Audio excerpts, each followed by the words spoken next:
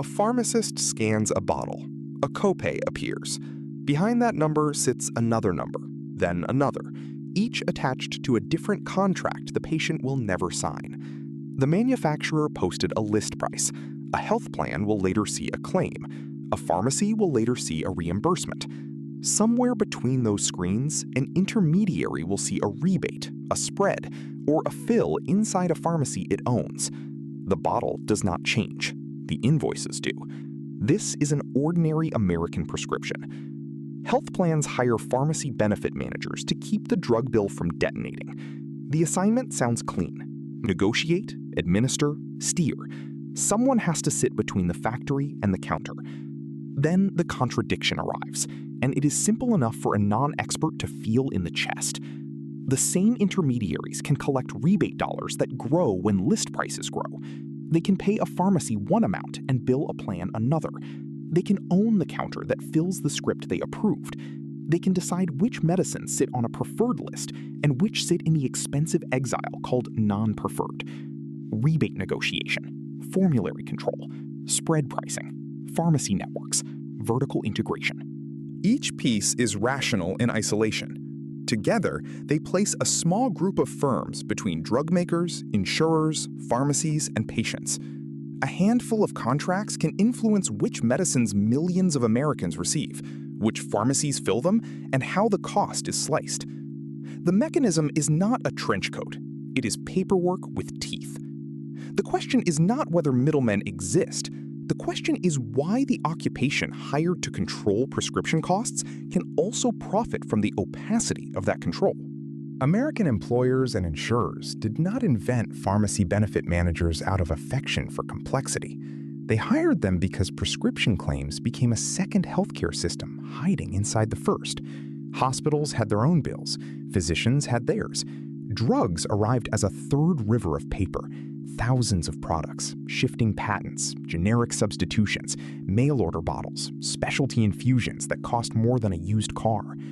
A health plan that tried to adjudicate every claim in-house discovered it was bargaining, one molecule at a time, against manufacturers who lived inside those molecules. The plan needed a specialist. By the late 20th century, that specialist had a name and a fee. Pharmacy benefit managers administered the drug benefit the way a claims shop administers anything else that must be paid quickly and denied carefully. They built the lists, they built the networks, they built the mail-order warehouses. They promised scale against list prices that seemed to have no ceiling. What most people miss is that administration was never only a back-office courtesy. To administer a drug benefit is to decide in practice which product is easy to obtain and which product requires a prior authorization that feels like a locked door. The Government Accountability Office, examining how selected states regulate these firms, documents the occupation without romance. Pharmacy benefit managers administer prescription benefits. They negotiate rebates, they affect drug pricing, they use pharmacy reimbursement arrangements. Those are not metaphors. They are the job description a legislature can write into a statute and still not fully see. The historical blind spot is the assumption that a cost control vendor remains only a vendor. Once a firm negotiates the rebate, it also knows the confidential number the manufacturer will pay to keep a product preferred. Once it designs the formulary, it also designs demand. Once it sets pharmacy reimbursement, it also sets the margin of the store on the corner and the margin of the store it may later own. Years accumulate around that stack. Employer plans grow. Medicare Part D arrives and multiplies the volume of insured prescriptions. Specialty drugs turn a small share of claims into a large share of spend. The intermediary that began as a claims processor becomes the switchboard. Patients still imagine a triangle: doctor, pharmacist, insurer.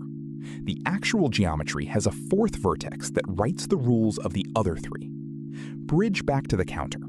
The copay that looked like a simple share of a retail price is often the last visible flake of a much larger settlement.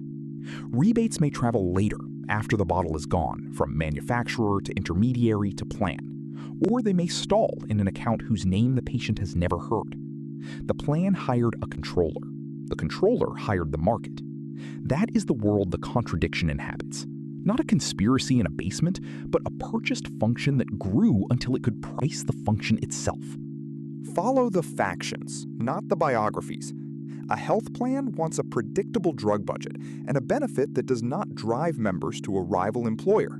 It will pay an intermediary for that calm. A drug manufacturer wants its product in the mouths of insured patients, which means it wants a favorable tier, a low copay, a wide network, and as few step edits as possible. It will pay a rebate to buy that placement, because placement is demand. An independent pharmacy wants reimbursement that covers acquisition cost, plus the labor of a licensed professional, counting, checking, and counseling. It will accept network terms that feel punitive if walking away means walking away from an entire insured population. A chain pharmacy with a mail order arm and a specialty franchise wants volume steered indoors. A patient wants the medicine the clinician named at a price that does not turn a chronic condition into a second rent payment. The pharmacy benefit manager sits where those hungers collide and sells coordination. Its incentive is not a cartoon. If its contract with a plan is built on a share of rebate dollars, a higher list price paired with a fatter rebate can look like a victory in the spreadsheet, even when the sticker at the register remains cruel. If its contract allows it to reimburse a pharmacy at one rate and charge the plan another, the difference is not a rounding error. It is a line of business. If it owns or affiliates with a pharmacy, every steer toward that pharmacy is both a network decision and a capture of the fill. Life or death in this industry rarely looks like a single board vote. It looks like a formulary committee placing one anticoagulant above another. It looks like a specialty drug forced through a mail channel the patient did not choose. It looks like an independent store declining a network because the reimbursement no longer covers the bottle, then watching those prescriptions migrate. Ambition here is contractual. Obsession here is market share of covered lives. Hidden motive is too theatrical a phrase for what is often disclosed in exhibits and still unread. The motive is to be the unavoidable counterparty. Whoever writes the preferred list writes a kind of permission. Whoever writes the reimbursement writes a kind of exile.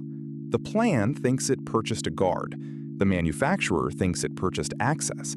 The pharmacy thinks it purchased a ticket to the insured. The patient thinks someone somewhere is on their side of the glass. All of them can be partly right. That is how an intermediary becomes a character instead of a vendor. The chain tightens where money changes names. Start with the rebate, because it is the cleanest paradox in the file. A manufacturer sets a high list price. The intermediary demands a concession to place the product on a preferred tier. The concession is often confidential. It may be paid after the fact, based on volume, market share, or the humiliation of a competitor left off the list. A plan that shares in those dollars can report a lower net cost even while the list price, the one that still shapes some deductibles and some uninsured invoices, keeps climbing. The patient at the counter does not attend the reconciliation. Formulary control is the lever that makes the rebate real. A preferred drug is easy. A non-preferred drug is a higher copay, a prior authorization, a letter, a delay. Delay is not a neutral weather system. For insulin, for antipsychotics, for oncology support drugs, delay is a clinical event. The intermediary does not write the prescription. It writes the terms under which the prescription is cheap enough to fill. Manufacturers understand this and bid. The bid is not a public auction. It is a sealed argument about what access is worth. Spread pricing is a different seam in the same garment. The Government Accountability Office records that reimbursement arrangements can include it. In its simplest arithmetic, the plan is billed one amount for a generic claim, and the pharmacy is paid a smaller amount. The difference does not need a villainous adjective. It is a margin extracted from the gap between two counterparties who do not see each other's invoice. Some states moved to restrict the practice in Medicaid managed care precisely because the gap was measurable and the public payer wanted the measurement. Private contracts remain a thicker forest. Pharmacy networks complete the squeeze. To be in network is to see insured feet at the door. To be out is to become a tourist attraction. The intermediary can narrow the network, designate preferred pharmacies, or require mail order for maintenance drugs. Each designation can be defended as cost control. Each designation also reallocates volume. When the intermediary is vertically integrated with a pharmacy, a mail order house, or a specialty shop, the reallocation is no longer only a customer service choice, it is an internal transfer. Federal Trade Commission staff, in an interim report released in July 2024, put a number under the concentration that makes these choices systemic rather than local. The 6 largest United States pharmacy benefit managers handled more than 90% of prescriptions in 2023. That is the factual nucleus the rest of the argument must live beside, not inflate. Staff analysis in that report describes concentration, vertical integration, formulary influence, and effects on pharmacies. The language is qualified. It concerns incentives and potential effects. It does not establish that every contract raises every patient's price. Hold that qualifier as if it were a load-bearing wall. Without it, the story becomes a sermon. With it, the story remains an economy. Now, watch the tensions without resolving them into a morality play. Idealism versus reality. The plan bought a cost control function, and GAO's documentation of administration, rebate negotiation, and pricing influence is the receipt for that purchase. Profit versus risk. Rebate design can reward list price inflation that the uninsured and the deductible bound still meet with a card that declines. Ambition versus constraint. States write disclosure statutes, spread bans, and fiduciary-sounding duties. The largest intermediaries write national contracts that outrun a state house. Barriers break in ordinary ways. An independent pharmacy accepts below-cost reimbursement to remain in a network, then closes the unprofitable hours, then closes the store. A manufacturer with a therapeutically similar rival pays more for preferred status, and the rival's sales collapse without a single clinician changing a mind in public. A patient is steered to a mail-order specialty pharmacy affiliated with the same corporate family that processed the prior authorization. Dominoes do not require a conspiracy. They require aligned fees. Present tense, at the climax. A claim switch fires at 2 a.m. A rejection code appears. The pharmacy technician calls a number. The number belongs to the same constellation of firms that will fill the drug if the patient surrenders and uses the affiliated channel. Nothing illegal has to occur for the geometry to feel closed. The wound that remains is distributional. Someone is controlling a bill. Someone is collecting a difference. Those someones are not always the patient, the pharmacist on the night shift, or the plan sponsor who thought the vendor was a mirror. A small group of intermediaries can influence which medicines millions of people receive and which doors still open. Influence is not the same as a single hidden hand setting every price. It is enough to rearrange an industry. An economy that runs on intermediaries will always face the same design problem. The specialist who reduces search costs eventually becomes the search. The auditor who prices a claim eventually becomes a claimant. Pharmacy benefit managers are a pure case of that mutation, not because they are uniquely wicked, but because the product they gate is both vital and opaque. A pill has a chemical formula the patient cannot renegotiate. A rebate has a schedule the patient cannot read. A spread has 2 invoices that are not shown together.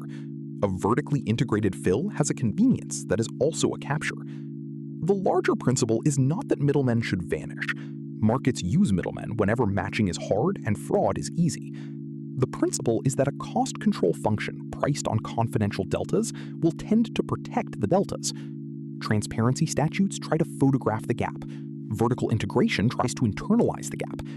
Formularies try to turn clinical similarity into a bidding war. Each response is rational. Each response manufactures a new shadow. Customers meet the shadow as a copay that refuses to fall when headlines announce a rebate. Workers at independent counters meet it as reimbursement that treats professional time as a rounding residual. Suppliers meet it as a rebate invoice that is the real price, with the list price left on stage as a prop. Competitors meet it as a network they cannot afford to leave and cannot afford to join. An industry meets it as concentration so high that 6 firms can handle nearly all the traffic without anyone needing to allege a single cartoon monopoly in the legal sense. Accounting measures will keep disagreeing. Net price, list price, gross to net bubble, point of sale concession, spread, dispensing fee. Each is a true number for someone and a fiction for someone else. Inferred intent is the cheapest fuel in this debate, and the least useful. Contracts explain more than souls. The aftertaste is a fluorescent aisle at closing time. The bottles are locked. The claim switch is still awake. Somewhere a rebate will post next quarter on a sale that already happened, in a body that needed the molecule tonight. If the people hired to discipline a price can be paid from the blur around that price, who exactly is left to want the blur to end?